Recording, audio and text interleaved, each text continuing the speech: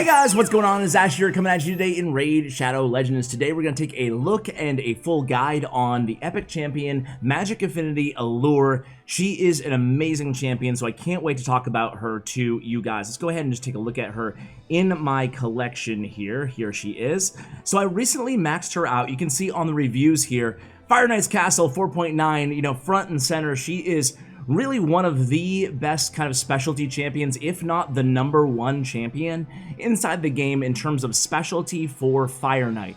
But she can be used in various different areas in the game. Today we'll talk about it all. We'll even try her out in the arena, which she's definitely not known for, but just kind of give her a try, see what kind of damage she can do. But first, let's go ahead and take a look at her kit, her skills. And unlike what 90% of the champions that we review here on the channel, guys, when we talk about Allure, we're talking about her A1, her Psychic Whip. So Psychic Whip attacks 3 times at random, decreases the target's turn meter by 25% on each critical hit. So this is very important to build her with a 100% crit rate, because we're going to need to be landing those every single time, especially against Fire Knight. But not just against Fire Knight. That ability on an A1 is unique and it's incredibly powerful. Do not underestimate this ability. Now, I have all kinds of thoughts to share with you guys, by the way, when we get to the artifact section, so stay tuned for that.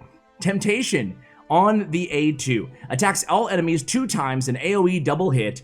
Each hit has a 30% chance of placing a 30% weak version of decreased defense, and then places a sleep debuff for 1 turn on targets under the decreased defense debuff. Now that can be booked up to, as you can see, 50% chance of landing that decreased defense and the sleep debuff if you do land the defense. However, something really important to note about Allure, she's one of those champions, we talked about the same thing with Occult Brawler, one of those rare champions that might be better off unbooked, or at least not booking this on the A2, the cooldown to level 6, right? So booking it from a 4 to a 3 turn cooldown is going to prevent her from doing 1 extra, well, every, you know, you guys do the math, but she's going to prevent her from doing as many of the Psychic Whips, which is really her money ability. You want her doing this more often than the Temptation on the A2.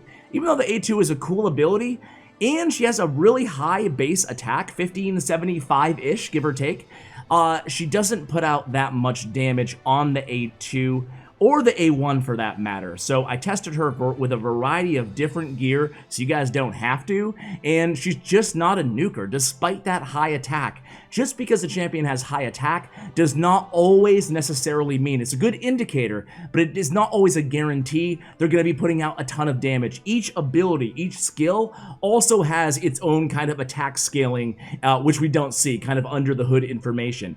So on the A3, however, she can hit hard. This is on a 6-turn cooldown, and it cannot be booked down. So again, if you're booking her like I did, it's just for the extra damage, which she's not really a nuker anyway. So really, with Allure, I mean, unless you really want the extra chances of the landing the decreased defense, the small version, and the sleep, she's almost a champion. Again, you can make the case, unlike me, better off not saving your epic books, right? I mean, she's really good unbooked, and the damage is not going to help you that much. Even the 10% damage when you book her on the Hellish Blaze, her A3, this is putting out about end game. Let's say end game arena against a champion that's, you know, it's impossible. Obviously, it depends on affinity, it depends on the champion you're attacking, but I can crit with consistently around 40k with the build that I have right now on her A3 in arena, because I tested it out for a couple hours earlier today, right? So a 40k crit isn't awful, but it's definitely not like, it's not going to be your main nuker, right? She's not going to, and especially on a 6-turn cooldown.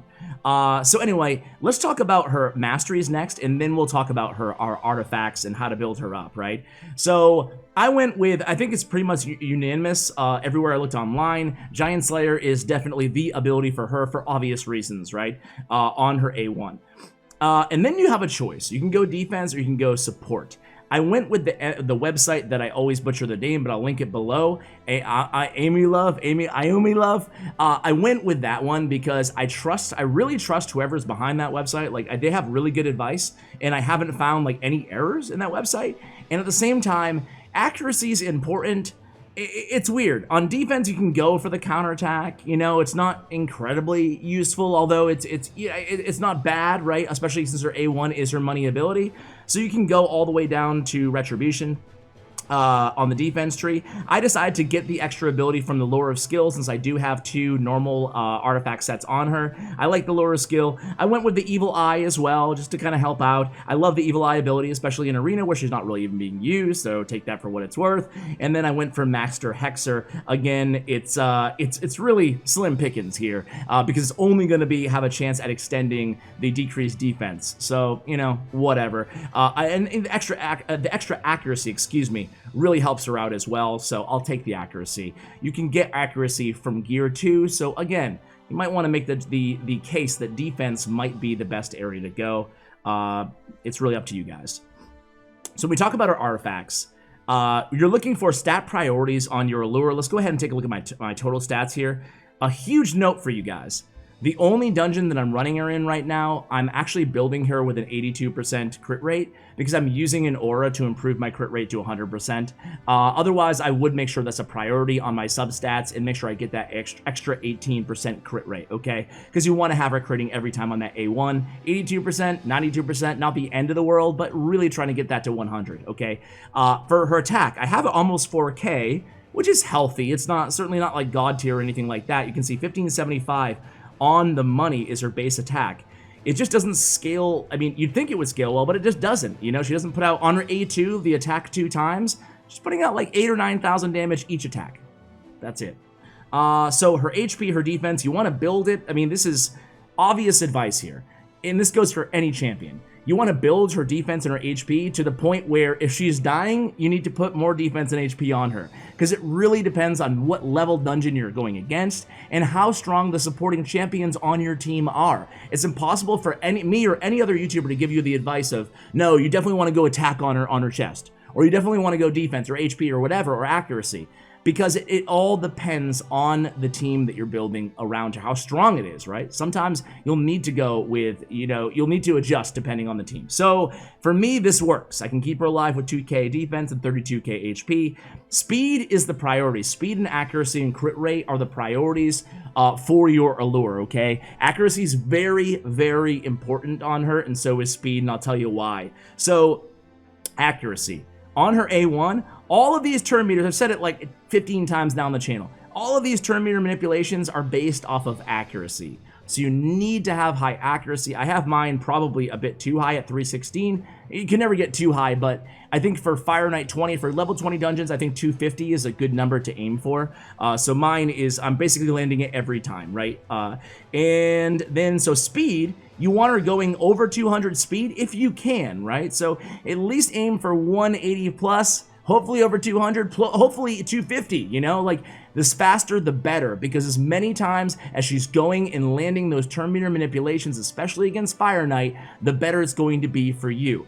Oftentimes, the magic of Allure, why is she so good in Fire Knight? Because oftentimes, when the Fire Knight's shield goes away, it's never going to come back up. That's it. Game over. You won. Why? Because she's going so quickly, she's fast, and she's landing so many of those A1s every time, every hit, taking 25% of the turn meter away, and the Fire Knight never has a chance to actually take another turn and put his shield back up, okay? So other areas that she's used in the game. We talked about stat priorities. I'll show you what I have on her for gear. The top row is, you know, basically, again, speed and accuracy kind of, look at this shield, by the way. 42 with the glyph on there. Accuracy. And then I went crit rate on the gauntlets. Would be nice to have a 6-star on there, but I decided to go with the accuracy set, and I only had 5-star available. I went with attack on the chest just to see how much damage she could output, and because I happened to get 2 defense sub rolls there and an HP on the rolls, so I figured that this attack chest in particular still gives her some pretty good sustainability. But you know, if she's dying, definitely go defense or HP, but defense I would prioritize. And then you want speed boots on her, like imperative to have speed boots on her. In terms of gear sets, I put speed and double accuracy. Speed and accuracy are the way to go, right? So in terms of her reviews, Fire Knights is a 5 out of 10. Arena offense, she has a 4.5. So people who have her rank her high, I'm going to go ahead and hypothesize that in arena offense, she is good for, you know, low to mid-tier arena. But again, her nuke is not doing enough damage. Like, you're way better off with a Kayle or an Elaine for a nuker on your party. There's no doubt about it, especially Elaine, or especially Kayle, both of them, right? You're better off with a lot of rares is the point I'm trying to make. So arena offense, I would give her like a 3 or a 4, but depends on where you are, you know, in the game. She's not the worst, definitely not the best either, though.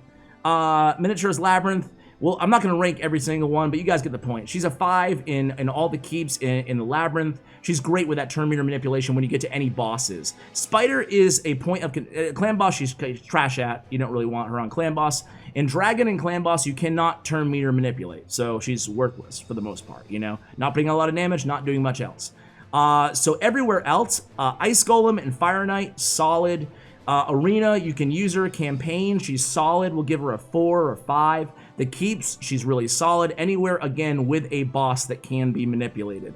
So there we go. We've talked a lot about Allure. Now let's go ahead and try her out here, guys. Starting with the arena. So I'm going to refresh, get a fresh list here. Let's start out with an easy team. And I want to show you how much damage she does here. So I'm going to put her in. She'll be the 3rd to go on this squad. And you guys will be able to see how much damage she does. We're going to test out her A2 and her A3 in the arena. Now this is, again, an easy team. So we're going to put the attack up on her. And then let's just kind of spam here.